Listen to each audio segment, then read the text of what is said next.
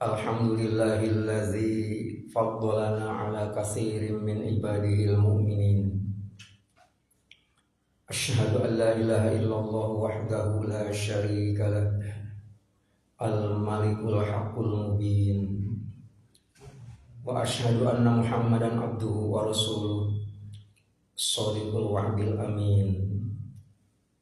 Allahumma sholli ala syamsil mursalin wa qamarin nabiyyin wa sidrati muntahal arifin sayyidina Muhammadin wa ala alihi wa ashabihi wa ala sairil anbiya'i wal mursalin wa ala alihim wa ashabihim ajma'in wa ba'd. Kehadapan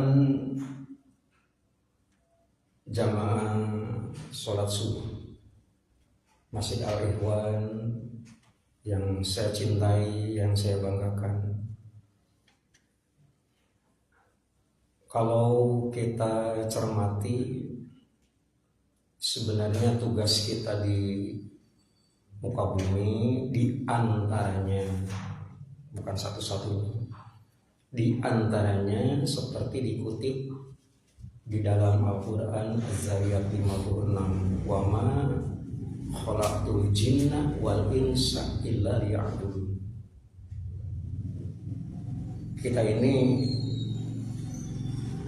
diciptakan oleh Allah Subhanahu wa taala agar kita beribadah. Ayat ini menyebut ada dua makhluk untuk beribadah kepada Allah Subhanahu wa taala. Satu manusia, yang kedua adalah jin.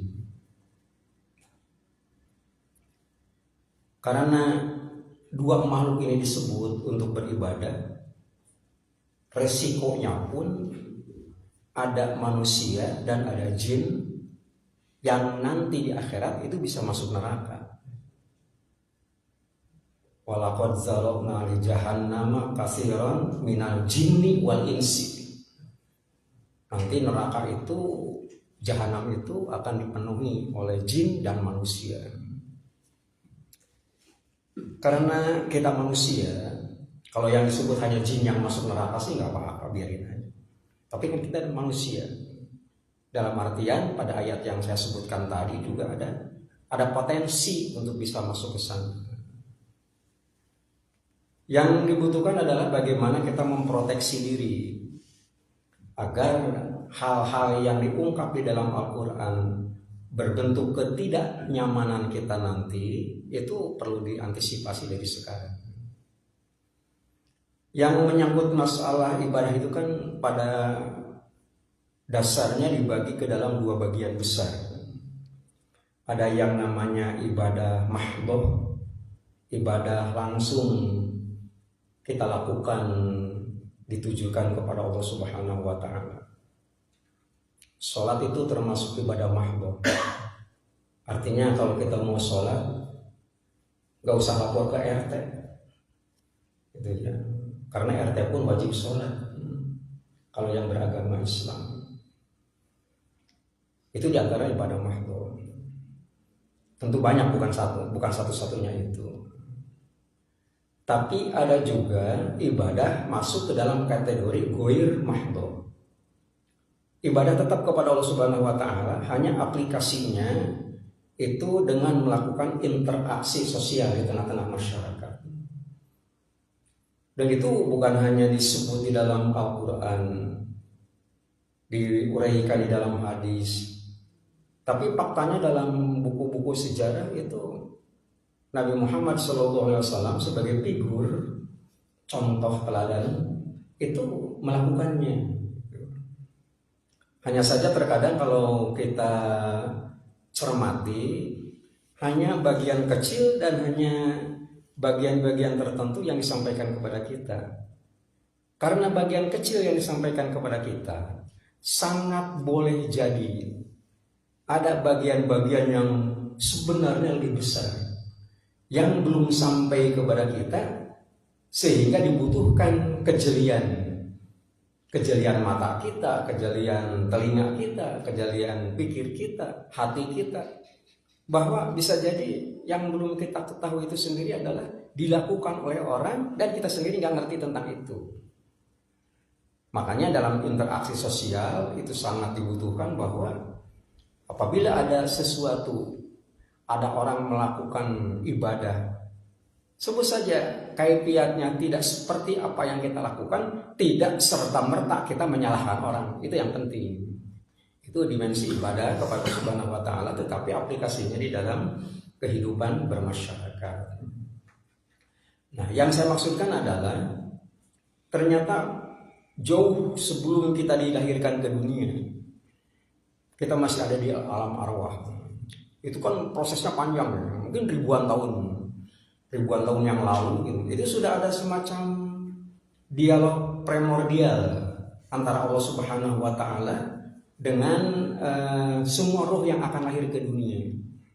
Kalimatnya sederhana di dalam Al-Qur'an. Alastu bi rabbikum? Bukankah aku ini adalah Tuhanmu? Qalu, semua roh yang ada di alam arwah itu menjawab, bala syahidna. Aku bersaksi kau adalah Tuhanku. Nah, karena itu di alam arwah, makanya setiap arwah kan nanti dititipkan ke dalam jasad manusia. Jadi kalau ternyata memang tidak dititipkan, nanti dia itu sendiri kan akan hidup di mana? Kira-kira semacam begitu. Gitu ya. Jadi kalau boleh disebutkan, bahan baku manusia itu sendiri kan di dalam Al-Quran diungkap dengan di dalam berbagai ayat. Semacam surat Ar-Rahman ya, Ar-Rahman ayat 14 menyebutkan wa khalaqal insan min solsolin kalfakhor. Itu ayat Al-Quran. Jadi Allah menciptakan manusia dari satu bahan baku yang disebut solsolin kalfakhor. Solsolin kalfakhor itu kalau diterjemahkan ke dalam bahasa kita, ini berdasarkan kamus gitu ya, itu tidak lebih daripada sekedar lumpur. Kita ini semua lumpur bahan bakunya. Tapi kan ayat Al-Quran yang membicarakan tentang asal-usul manusia bukan satu. Al-Hijr ayat 25 menyebutkan lain. Wa khalaqal insan min solsolin min hama'im masnun. Manusia diciptakan dari bahan baku yang namanya hama'im masnun. Hama'im masnun ini sejenis tanah, warnanya agak hitam dan sedikit berbau, gitu ya. Kalau bapak-bapak sekali waktu umpamanya jalan ke kebun raya, di seberang pintu gerbang kebun raya kan ada bangunan tua ya. Dulu namanya LPT, Lembaga Penelitian Tanah. Sekarang jadi museum. Lembaga Penelitian Tanah berubah status menjadi lebih rendah, menjadi Balai Besar Penelitian Tanah dan Agroklimat, itu adanya di Cimanggu. Nah, itu para pedolog ahli tanah itu mempelajari tanah-tanah yang ada di Indonesia. Itu sedikitnya ada 24. Ada 24 tekstur tanah di Indonesia ini. Jadi kalau para ahli itu cukup mengambil contoh, sampel diambil, cukup dirasa-rasakan begini. Oh, ini tanah lempung. Ambil contoh yang lain. Nah, kalau ini lempung berpasir, ada tanah latosol, andosol, podsolit, macam-macam, ada 24 gitu. Nah, dari 24 itu diantaranya adalah tanah yang warnanya agak hitam dan sedikit berbau. Tidak menutup kemungkinan itu merupakan bahan baku manusia. Tapi surat At-Tariq menyebut lain. Falyan zuril insan mimma khuliq. Mengapa manusia tidak memperhatikan dari apa yang diciptakan? Diterjemahkan, diuraikan oleh Allah Subhanahu wa taala, khuliqa mim ma'in. Manusia itu diciptakan dari bahan baku yang namanya ma'in, air. Tiap hari kan kita menggunakan air, minum air, mandi air, macam-macam, bersuci apalagi air. Itu. Ini dalam gelas plastik ini ada air. Apakah ini akan jadi manusia? Jawabannya belum tentu. Tidak setiap air jadi manusia. Air yang bagaimana yang jadi manusia? Ma'in dapik, air itu harus tumpah. Ini kata Al-Quran. Jadi kalau air ini, maaf, saya buka umpamanya kemudian saya tumpahkan, ini akan jadi manusia? Jawabannya belum tentu. Tidak setiap air yang tumpah jadi manusia. Air yang tumpah yang jadi manusia itu harus yakhruju mim baini sulbi wat taraib. Air itu harus keluar dari tulang punggung laki-laki, bercampur dengan air yang keluar dari tulang dada perempuan, bercampur di satu tempat yang namanya rahim. Nah, apabila sudah dari situ, air itu bisa menjadi manusia. Nah, kemudian setelah menjadi manusia dalam artian begini, ada prosesnya kan dalam sabda Rasul itu berbentuk apa? Nutfah, mudghah, macam-macam begitu ya. 40 hari berbentuk cairan, 40 hari jadi darah, 40 hari berikutnya itu jadi daging. 40 kali 3 kan 120, 1 bulan 30 hari. Jadi kira-kira 4 bulan baru sabda Rasul mengatakan wa nufikha fihi ruh. Jadi ruh yang dulu dia alam arwah yang telah melakukan dialog dengan Allah Subhanahu wa taala dititipkan ke jasad itu. Makanya terjadi kehidupan. Nah, manusia itu asalnya begitu. Gitu. Nah, karena asalnya demikian, bahan bakunya demikian, baru dia itu sendiri berpotensi untuk baik dan buruk. Gitu. Karena berpotensi untuk baik dan buruk, nanti akan bergantung kepada milieu, lingkungan. Gitu ya. Kullu mauludin yuladu alal fitrah. Pada dasarnya manusia yang dilahirkan tidak melihat background agama, tidak begitu. Pokoknya semuanya suci. Gitu. Hanya saja nanti fa inna abawahu yuhawidanihi au yunassiranihi au yumajjisani. Orang tuanya nanti akan besar pengaruhnya, apakah nanti anak yang dilahirkan itu akan dijadikan Majusi, Nasrani, Yahudi. Itu milih lingkungan gitu. Makanya ini merupakan satu amanat penting dari Allah Subhanahu wa taala, bagaimana caranya kita menyelamatkan generasi. Terutama selamat bukan hanya di dunia tapi juga di akhirat. Nah, di antaranya adalah dibekali dengan pengetahuan, bukan hanya teoritis tapi juga praktis. Tapi juga praktis dalam artian dibiasakan, dicontohkan oleh Rasulullah SAW. Yang pertama apa? Sejak Nabi menerima wahyu dari Allah Subhanahu wa taala, selama 10 tahun Nabi tidak mengajarkan praktek ibadah, tidak ada. 10 tahun. Namanya kenapa? Belum ada perintah apa? Perintah ibadah belum ada. Yang ada hanya mengenalkan Allah Subhanahu wa taala. Salat kan diwajibkannya tahun kedua setelah hijrah. Setelah 10 tahun Nabi hidup di Mekah, menerima wahyu, Iqra, baca dan sebagainya. Itu hanya mengenalkan Allah Subhanahu wa taala. Nah, langkah kita pun begitu idealnya gitu. Jadi kepada anak-anak kita itu sendiri, untuk pertama sekali yang penting adalah mengenalkan Allah Subhanahu wa taala. Gitu. Nah, mengenalkan Allah Subhanahu wa taala tidak hanya sekedar menyebutkan siapa Tuhan kamu, tidak begitu, gitu. Tapi dalam prakteknya gitu ya. Dalam prakteknya seperti yang dicontohkan oleh Nabi. Nah, ini termasuk ibadah-ibadah yang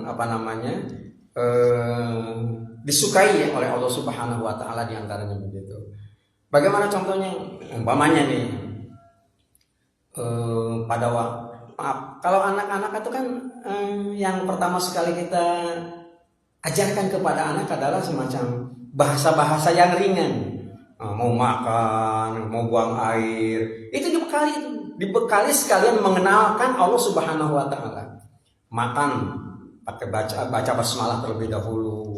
Nah, kemudian selesai makan baca doa tertentu. Itu dibiasakan oleh kita sejak kecil. Dan itu sudah terbiasa kita mengajarkan yang demikian. Tetapi praktek-prakteknya kadang-kadang ada yang terlewat, terlupakan oleh kita. Apa contohnya? Umpamanya, pada saat keluar rumah, langkahkan kaki kiri terlebih dahulu, jangan kaki kanan. Itu panduan daripada Rasulullah SAW. Apabila kita mau berkendaraan, umpamanya kendaraannya kendaraan pribadi, sepeda motor kah, mobil kah, gitu. Yang kita lakukan apa? Kalau mobil umpamanya kita masuk ke mobil adalah rumah kita di perjalanan itu nanti. Maka pada waktu menaiki mobil, langkahkan kaki kanan terlebih dahulu. Gitu. Tapi kalau kita keluar, langkahkan kaki kiri. Itu panduan ibadah dari Rasulullah SAW. Hanya kalau naik mobil ataupun naik motor, silahkan dihidupkan mesinnya. Tapi jangan jalan dulu. Biarkan bukan hanya sekedar memanaskan mesin, tapi ada panduan daripada Rasul. Apa panduannya? Baca sholawat paling tidak 3 kali, paling tidak 3 kali. Nah ini kan praktek ibadah yang begitu, praktek ibadah yang semacam demikian. Karena bukan hanya kita yang bisa mengambil manfaat, ini termasuk kategori ibadah yang disukai oleh Allah Subhanahu wa taala. Karena apa? Karena berdasarkan panduan. Kalau tidak berdasarkan panduan, yang dikhawatirkan adalah tidak ada yang mempertanggungjawabkan nantinya. Nah, kalau ada panduannya, nanti yang bikin panduannya yang akan bertanggung jawab. Gitu ya. Kan ada 4 hal ya yang harus kita lakukan di dalam beragama ini. Yang pertama, Pak Al-Hijr ayat yang ke-65. Pak asri bi ahlika bikit iminal lain. Yang pertama itu. Jadi kita jangan diam, Pak asri berjalan. Berjalan itu mengamalkan, artinya melakukan amaliyah gitu ya. Melakukan amaliyah. Itu bukan hanya apa? Bukan hanya ngajarin anak aja gitu, tapi termasuk dalam kehidupan bermasyarakat. Ada 2 ayat ya di dalam Al-Quran pada surat yang berbeda yang diawali dengan celaka. Pertama surat Al-Humazah, wailul likulli humazzatil lumazah. Yang kedua Al-Mutaffifin, wailul lil mutaffifin allazina idza qalu 'alan nasi yastawfun wa idza qaluhum aw wazanuhum yukhsirun, dan seterusnya. Celaka itu kan ada 2 macam. Pertama karena apa namanya, wailul likulli humazzatil lumazah, itu perbuatan menyangkut perbuatan diri pribadi, melakukan kejelekan. Apa diantaranya? Ngomongin orang. Gitu ya. Ngomongin orang itu perbuatan jelek sekali. Meskipun terkadang yang diomonginnya adalah kebaikannya, tapi ngomongin itu jelek. Gitu ya. Jangan dibiasakan. Itu yang pertama. Yang kedua, masalah interaksi dengan masyarakat. Wailul lil mutaffifin allazina idza qalu 'alan nasi yastawfun. Jual beli nggak boleh curang. Gitu ya. Kalau memang ada sesuatu yang kita beli, maka penjual harus meyakinkan bahwa berat benda ini umpamanya 1 kilo, jangan dikurangi sama sekali. Nah, kita menerjemahkan begitu. Dalam artian kita beli daging umpamanya 1 kilo, jangan diomongnya adalah masalah tahan, masalah timbangan. Tapi jarang orang menerjemahkan itu yang dikatakan curang, mengurangi timbangan, itu bukan hanya berat benda yang ditimbang saja. Di dalam melaksanakan ibadah pun itu perlu, dalam artian tidak boleh curang. Kalau memang yang harus dibaca adalah umpamanya pada waktu sholat, umpamanya pada waktu ruku kita harus tumanina harus dilakukan. Begitu. Jadi jangan terlampau cepat dan sebagainya, itu yang dicontohkan oleh Nabi kan normal. Itu dikatakan sebagai panduan semacam demikian. Nah ini contoh ya, ini sekedar contoh saja gitu ya. Ini kan kecamatan Ciamas dulu luas ya, sampai 40 desa dulu. Kemudian kan dibagi 2 ya. Dibagi 2 pada waktu itu Ciamas dengan Dramaga gitu ya. Kemudian Ciamas sebagian dikasih ke kota. Kemudian Ciamas ini masih terlampau luas setelah dipotong oleh Dramaga. Dia bagi 2 dengan Taman Sari. Kita Ciamas kebagian 11 desa. Taman Sari ada 8. 11 desa itu 10 berbentuk balai desa, yang 1 kelurahan pada Suka yang di Taman Pagelaran itu. Itu ada beberapa titik yang saya tahu, ada beberapa. Di Kecamatan Ciamas itu ada 108 masjid. 108 masjid itu ada 1 masjid diantaranya kalau melaksanakan sholat tarawih itu 20 rakaat gitu kan. Sebelumnya kan ada qobliyah isya, sholat isya 4 rakaat, ba'diyah 2 rakaat, tarawih 20 rakaat, dilanjutkan dengan witir 3 rakaat, itu 27 rakaat. Itu selesai dalam jangka waktu 18 menit. Itu nggak tanggung-tanggung Bang.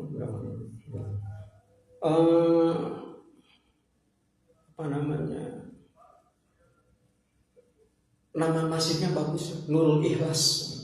Ya, mungkin karena ikhlasnya barangkali begitu ya, jadi melakukan sholat begitu banyak 27 rakaat itu 18 menit gitu. Itu bukan di Comas, bukan di desa Comas, bukan di kecamatan kita, seberang kita dikit gitu ya. Mungkin Bapak tahu ya, SMP Negeri 2 ya, yang di Cibinong itu. Di situ ada masjid, tapi bukan masjid apa, bukan masjid sekolah juga punya masjid. Nah ini masyarakat itu ada masjid Nurul Ikhlas itu. Waktu saya kami terus keliling-keliling, nggak usah ngomong ke DKM kalau masyarakat gitu, ingin tahu aja gitu. Itu ternyata memang demikian. Nah jadi persoalannya adalah kalau ternyata memang menurut logika kita, masa iya sih ya 27 rakaat bisa selesai 18 menit gitu ya. Itu berarti ada pengurangan timbangan, takaran tumakninah paling tidak. Nah, itu juga termasuk yang terlarang yang semacam begitu. Ya. Meskipun kita tidak usah menilai bahwa itu diterima atau tidak, itu bukan urusan kita. Tapi kan kita nahkum bizwahir, wallahu yatawalla bisarair. Kita ini menghukumi yang lahir. Yang tidak lahir itu urusan Allah Subhanahu wa taala. Orang melakukan sholat temponya cepat gitu ya, itu diterima atau tidak itu bukan urusan kita, itu urusan Allah Subhanahu wa taala. Hanya menurut pertimbangan lahir perlu ada takaran, kira-kira begitu. Jadi kalau kita umpamanya sudah sesuai takaran, dinilai Allah Subhanahu wa taala ini belum bagus, nah itu urusan Allah Subhanahu wa taala gitu. Maksud saya itu demikian. Nah, jadi di dalam aktivitas keseharian kita pun ada ibadah, terutama ibadah ghair mahdhah yang perlu dipertimbangkan oleh kita. Karena apa? Karena lebih banyak lebih banyak nilai melibatkan masyarakat, melibatkan orang lain yang ternyata memang itu bisa lebih tinggi nilainya daripada ibadah mahdhah. Jadi yang namanya ibadah yang disukai oleh Allah Subhanahu wa taala itu pertama sesuai dengan aturan, itu semuanya disukai oleh Allah Subhanahu wa taala. Tapi apabila ternyata ada ibadah yang jika bisa dilakukan oleh pribadi masing-masing dan ada juga yang bisa dilakukan oleh berkelompok, berjamaah, maka nilai tertinggi ada pada jamaah gitu. Semacam kesetaraan nilai umpamanya gitu ya. Orang melaksanakan ibadah sholat, tempat melaksanakan ibadah sholat kan bisa di rumah, bisa di masjid, semacam begitu.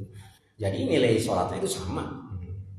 Tapi kan orang yang datang ke masjid bukan hanya nilai sholatnya, tapi berangkat dari rumahnya saja itu sudah dapat nilai begitu.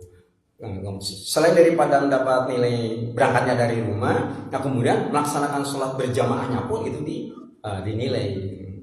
Meskipun umpamanya gitu ya, kalau melaksanakan ibadah sholat yang diberjamaahkan oleh kita adalah hanya sholat fardu, sementara yang sholat sunat itu belum dilakukan, bahkan mungkin tidak dilakukan.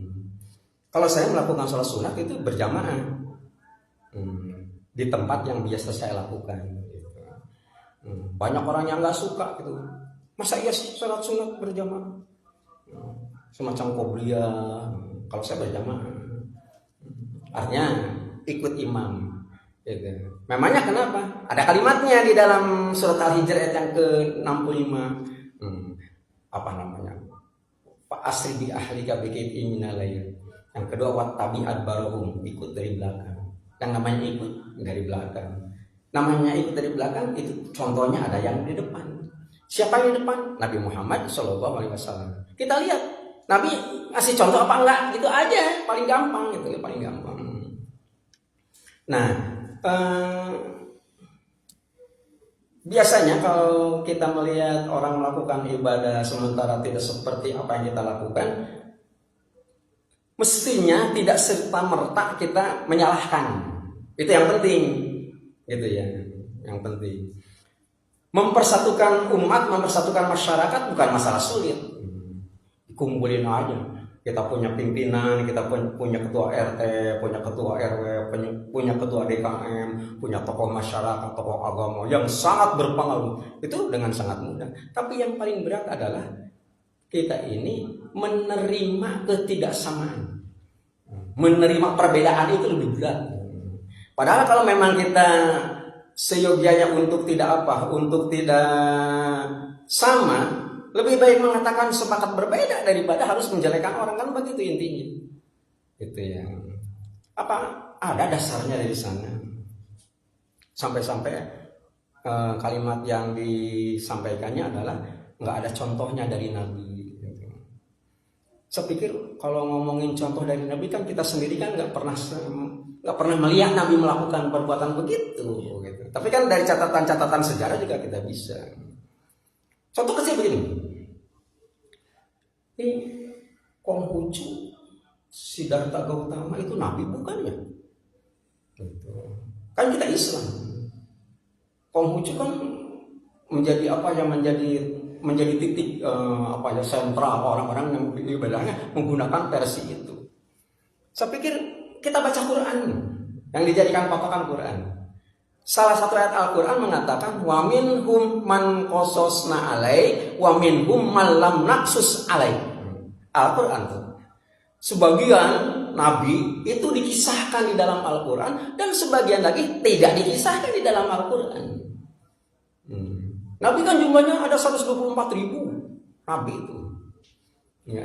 Karena dalam catatan sejarah dari 124.000 begitu kan banyak. Gitu. Itu ada yang ditugaskan untuk menyampaikan kepada orang lain, itu namanya Rasul. Itu jumlahnya 313. Yang dicantumkan di dalam Al-Quran hanya 25. Jadi jumlah nabi bukan 25, jumlahnya banyak.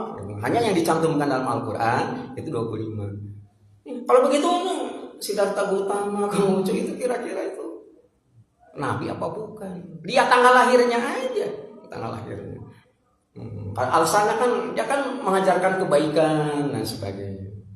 Ya. Lihat tanggal lahirnya. Sebelum apa setelah Nabi Muhammad meninggal dunia dia dilahirkan. Gitu. Yang jelas Nabi Muhammad adalah nabi dan rasul terakhir. Setelah Nabi Muhammad berpulang meninggal dunia, Allah tidak mengangkat lagi nabi. Tapi kalau ternyata dilahirkannya jauh sebelum Nabi dilahirkan, bisa jadi hanya kita kan nggak ngerti gitu. Itu termasuk malam naqsus alaih, termasuk yang tidak dikisahkan. Kira-kira semacam begitu. Nah ini, kemudian di dalam amalia ibadah juga begitu. Saya tidak tahu di sini. Kalau di sini jelas tidak. Saya datangkan tadi jam 4 ke sini. Yang dibaca adalah baca sholawat. Saya lewat sepanjang melewati beberapa masjid, tidak ada yang membaca tarhim, gitu ya. Hanya di tempat-tempat lain itu ada yang membiasakan tarhim. Assalatu wassalamu alaik. Yang begitu tarhim. Ya imamal mujahidin. Nah, di tengah-tengah itu ada kalimat ya man asra bikal muhaiminu lailan niltamanil tawal anamuniyamu.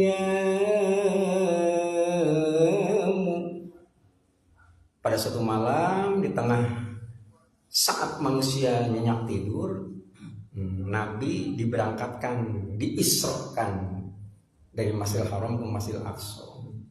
Begitu sampai di Masjidil Aqsa, diteruskan baca tarhimnya. Wa taqaddamta lis-sholati fa shalla kullu man fis samai wa antal imam. Nabi didaulat untuk melaksanakan sholat berjamaah dengan makmum para nabi. Kalimat itu kalimat baku. Kalimat baku diberlakukan di setiap tempat. Itu artinya kalau hadis mungkin mutawatir barangkali gitu ya. Jadi bukan hanya satu orang yang ngomongin, yang membaca itu. Kira-kira begitu. Nah, Nabi sholat berjamaah dengan makmum para nabi. Kalau ditanyakan itu Nabi sholat apa berjamaah? Sholat zuhur, asar, maghrib, isya atau subuh. Sholat fardu belum diwajibkan, Nabi baru isra dari Masjidil Haram ke Masjidil Aqsa. Dari Masjidil Aqsa itu baru naik ke Sidratul Muntaha, pulangnya baru ada kewajiban sholat. Ini masih di bawah, berarti belum ada kewajiban sholat. Tapi mengapa Nabi melakukan sholat berjamaah? Sholatnya sholat apa? Kalau bukan sholat fardu pasti sholat sunnah. Gitu. Hanya beda pandang saja, beda sudut pandang, titik pandang, bahwa orang mengatakan tidak dicontohkan oleh Nabi juga salah, karena Nabi juga ngasih contoh itu adalah sholat berjamaah. Gitu. Tempat Nabi memimpin sholat dengan makmum para Nabi itu kan adanya kalau sekarang nih, itu kan di lapangan dari Masjidil Aqsa. Ada 150 meter, ada bangunan apa namanya kubah kuning keemasan. Itu bukan Masjid Al-Aqsa, itu bukan. Itu Kubatus Sokhro namanya. Kalau Masjid Al-Aqsa kan kubahnya hitam. Nah, datang kemana? Datang ke Masjid Al-Aqsa. Nabi turun dari buruk ditambatkan, karena Nabi turun ditambatkan di satu tempat yang sekarang diberi nama Masjid Al-Buraq. Nggak pernah diomongin orang karena orang belum pada ke sana gitu. Karena saya pernah ke sana, ada masjid namanya Masjid Al-Buraq. Nggak berbentuk bangunan, karena apa? Karena di sebelah Masjidil Aqsa. Orang kalau sholat di Masjidil Aqsa bukan di Al-Buraq. Hanya sebagai kenang-kenangan, buraq ini ditambatkannya di situ. Nabi keluar 150 meter dari situ ada di lapangan gitu ya. Itu sekarang ada semacam gazebo lah gitu ya. Ada satu titik namanya Mihrab Anbiya. Nabi di situ memimpin sholat gitu ya. Nah, ini salah satu contoh gitu maksud saya, bahwa ternyata memang yang ada nilainya dari Allah Subhanahu wa taala. Yang kedua apa tadi? Asri bi ahli kabikiti wattabi adbarohum, ikut dari belakang. Jangan melakukan perbuatan ibadah apapun apabila tidak ada dasar hukumnya. Hanya saja terkadang kita, maksud saya seperti yang tadi gitu ya, ternyata orang itu bisa berpandangan beda karena memungkinkan pada waktu zaman Nabi juga begitu. Tuh. Ini maaf ya, saya baca dalam kitab Nailul Autor ya, tentang fikih ini. Itu begini, pada waktu kita pada waktu kita sholat. Kita rukuk, Allahu Akbar. Ya tidak sampai Allahu liman hamidah. Pada waktu kita mau sujud, itu kan ada dua versi. Apakah lutut duluan menyentuh bumi atau kedua telapak tangan yang didahulukan? Gitu. Orang bersikukuh, lutut dulu gitu. Orang lain berpendapat lain, tangan dulu gitu. Ternyata kedua hadis ini berurutan adanya dalam kitab Nailul Autor. Begitu berurutan. Ada komentar enggak di dalam kitab itu, dalam kitab Nailul Autor? Ternyata ini dalam kitab Nailul Autor tentang sujud itu, ternyata yang lutut didahulukan menyentuh bumi itu lebih awal. Setelah itu hadis berikutnya menyebutkan demikian. Nah, ada komentar di bawahnya. Komentarnya adalah al awal fa'aula. Jadi yang awal artinya yang mendahulukan ini lutut itu lebih disukai. Kalau memang begitu, itu sifatnya kondisional kalau yang begitu. Bagi orang yang nggak punya masalah aja kayak sah-sah saja semacam begitu. Tapi kalau orang punya masalah, punten mungkin karena usia, nggak mungkin umpamanya harus lutut duluan, harus ditompang oleh kedua tangan. Itu bisa lebih aula. Yang demikian itu maksud saya. Gitu. Semacam demikian itu perlu untuk dikaji oleh kita. Wattabi adbarohum itu sendiri memang dicontohkan. Kita melakukan sholat witir. Ada yang selesai melaksanakan sholat isya di sore hari, maksudnya begitu. Tapi ada juga yang lewat tengah malam orang melakukannya. Itu kan nggak usah diperdebatkan yang begitu, karena pada waktu zaman Nabi juga dilakukan. Gitu. Umar bin Khattab itu melakukan sholat witirnya malam, gitu. Tapi kalau Abu Bakar Siddiq itu melakukannya sore-sore. Kan dilihat kedua-duanya itu kan pentolan sahabat gitu ya. Dilihat oleh sahabat-sahabat yang lainnya. Ini dua sahabat yang senior sebut saja semacam begitu, itu bisa berbeda waktu melakukan ibadah. Yang benar yang mana? Diadukan kepada Nabi, dipanggil oleh Nabi keduanya. Abu Bakar dan Umar kan dua-duanya kan mertua Nabi, dipanggil kedua-duanya. Tanya Abu Bakar, kenapa kamu melakukan sholat witir itu sore? Dalam artian ya masih sore lah gitu selesai sholat isya. Jawabannya sederhana, aku kan udah tua gitu ya. Bagaimana kalau kebablasan saya? Kebablasan tidur gitu ya. Yang ujung-ujungnya sholat witir enggak gitu. Makanya saya lakukan sholat. Apa komentar Rasul? Ihsan, bagus. Umar, kamu apa alasannya mengapa sholat witir itu dikemudiankan? Umar memberikan jawabannya, kalau aku sholat witirnya sore-sore itu nggak ada beban untuk bangun pada waktu malam hari, gitu ya. Makanya saya sengaja kalau sholat witir itu adalah dibelakangkan, dikemudiankan, supaya saya bisa bangun pada waktu malam hari untuk melakukan sholat sunat. Jadi kalau sholat witir umpama diselesaikan itu karena nggak ada beban bagi saya, kata Umar. Apa komentar Nabi? Ahsan, bagus kok. Ini karena dua-duanya bagus, yang ada yang lebih bagus apa enggak? Gitu. Ternyata ada penjelasan di bawahnya. Penjelasannya la witroni fil lail. Sederhana kalimatnya. La witroni fil lail. Dalam satu malam tidak ada 2 kali sholat witir. Artinya kalau mau dilakukan sore hari silakan. Mau dilakukan malam hari silakan, sifatnya kondisional. Hanya yang melakukan sholat witirnya pada sore hari selepas isya, 7:30 kira-kira semacam begitu, itu nanti tidak usah melakukan sholat witir lagi pada waktu malam hari. Dan dinyatakan sholat witir bukan penutup sholat sunat. Ya, itu kan kita kadang-kadang menerjemahkan di masyarakat itu, wah saya sudah sholat witir, nggak akan sholat tahajud lagi. Karena apa? Karena sudah ditutup. Enggak begitu, itu bukan sholat penutup. Hanya dalam satu malam tidak ada 2 kali sholat witir. Nah, hal-hal yang semacam begitu, Nabi lebih menyukai orang itu berbeda pandangan ketimbang menyalahkan orang. Nah, ini termasuk ke dalam kategori ibadah yang disukai. Disukai oleh Allah Subhanahu wa Ta'ala. Jangankan masalah begitu ya. Pada waktu kita berwudu saja ya. Yang namanya berwudu kan ada 4 ya, ada 4 anggota badan kita yang wajib harus dibasuh ya. Al-Maidah ayat 6. Idza qumtum ila shalah fagsilu wujuhakum wa aydiyakum ilal marafiq wamsahu bi ru'usikum wa arjulakum ilal ka'bain. Gitu ya. Jadi pada waktu kamu akan sholat, pertama basuh wajah, yang kedua basuh kedua tangan sampai siku, yang ketiga usap kepala, yang keempat adalah basuh kaki sampai mata kaki. Hanya 4 yang disebut di dalam Al-Quran. Tapi ini karena ibadah, maka ditambah oleh Nabi harus menggunakan niat terlebih dahulu. Yang berikutnya, karena runut disebut oleh Allah Subhanahu dalam Al-Quran, nggak boleh kita membasuh kaki baru membasuh muka, tidak boleh begitu. Makanya ditambah oleh Nabi harus tartib. Nah, jadi rukun wudu itu ada 6, kira-kira semacam begitu. Persoalannya adalah timbul perbedaan kebiasaan.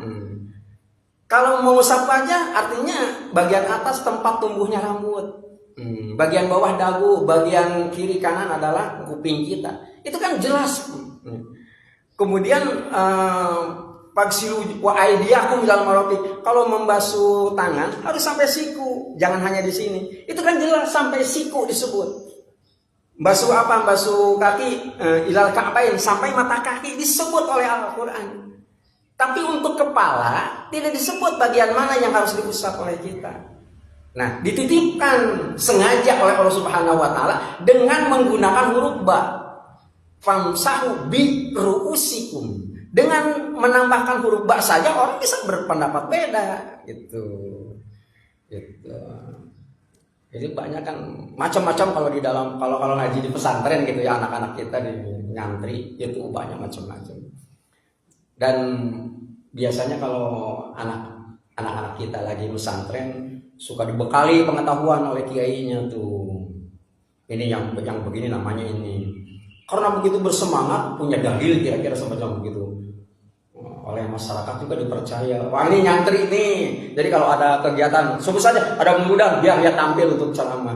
Yang diomongin adalah hasil daripada nyantri itu. Apabila tidak dibekali pengetahuan lain, itu yang dikhawatirkan akan muncul pendapat baru yang mengoreksi apa yang disampaikan oleh orang itu. Contohnya begini. Ini ada kitab agak gede gitu ya. Kitab Fikih. Al-Mahali. Kitab Mahali namanya. Kan banyak ya kitab fikih apalagi zaman sekarang. Kitab juga ada yang murah, ada yang tipis tapi penting. Semacam kitab Tahrir itu harganya hanya 2.500 perak gitu ya. Di pasar Anyar hanya 2.500 perak Tahrir. Itu kitabnya tipis tapi jadi salah satu kitab yang wajib dikuasai oleh seorang hakim agama di pengadilan agama. Karena halaman 125 ada kalimat man allaka talaqan bisifatin wa qa'a biwujudiha amalan bimuqtadalati. Ada kalimat itu aja sebenarnya gitu. Nah, kemudian dalam kitab Mahal itu begini. Man tawaddo'a bi baulil kalbi sahha wudu'uhu. Kalimatnya begitu. Kalau diterjemahkan, man tawaddo'a barang siapa berwudu bi baulil kalbi dengan air kencing anjing. Sahha wudu'uhu, sah wudu'nya. Orang kalau nggak dibekali pengetahuan, diterjemahkan secara harfiah begitu. Coba ceramah di hadapan masyarakat ngomongin begitu. Kalimatnya kan nggak rubah. Man tawaddo'a bi baulil kalbi sahha wudu'uhu. Barang siapa berwudu dengan air anjing sah wudu'nya. Dikepruk tuh orang yang begitu. Karena apa? Karena tidak dibekali pengetahuan yang lain. Di situ ada kalimat man tawaddo'a bi, ada huruf ba, bi baulil kalbi. Nah, begini. Man barang siapa tawaddo'a berwudu. Nah, tawaddo'a ini kalimatnya kalimat apa? Ternyata kalau di dalam ilmu shorof itu kalimatnya kalimat fi'il madhi, gitu ya, mazid. Jadi lebih daripada satu. Tawaddo'a ya tawaddo'u. Tawaddo'a itu adalah kalimat fi'il madhi, kata kerja bentuk lampau. Jadi diterjemahkannya barang siapa berwudu. Karena kalimatnya kalimat fi'il madhi, maka dikatakan man tawaddo'a barang siapa berwudu, artinya barang siapa yang sudah berwudu. Ini masih di Al-Ikhwan. Bapak berangkat dari rumah mau sholat di Al-Ikhwan.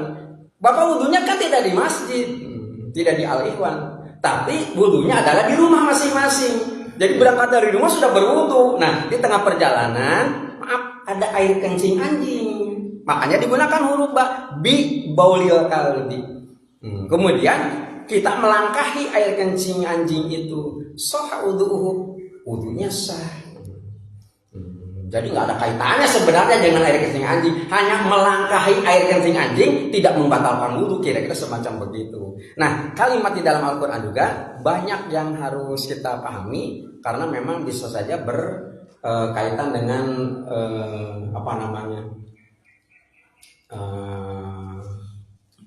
multi terjemah lah kira-kira semacam gitu ya. Jadi banyak pengertiannya. Nah, ini juga termasuk menyikapi perbedaan-perbedaan semacam demikian, termasuk ke dalam kategori betapa ada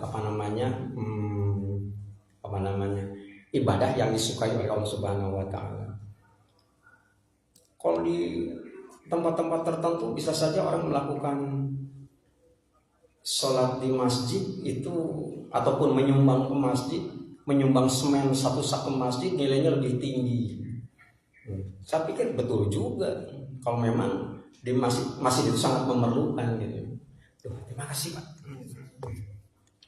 Nah, kemudian tapi apabila ternyata di tempat itu masyarakat sedang memperbaiki jalan yang yang rusak, sedang membutuhkan semen, mungkin itu nilainya lebih tinggi daripada kita ngasih semen ke masjid. Kira-kira semacam begitu gitu ya. Ya ada skala prioritas. Nah, untuk itu ibadah yang disukai oleh Allah Subhanahu wa taala itu bukan berdasarkan tempat tapi berdasarkan kebutuhan, kemaslahatan umum. Makanya Allah itu menyukai orang yang membuat ataupun yang melakukan perbaikan.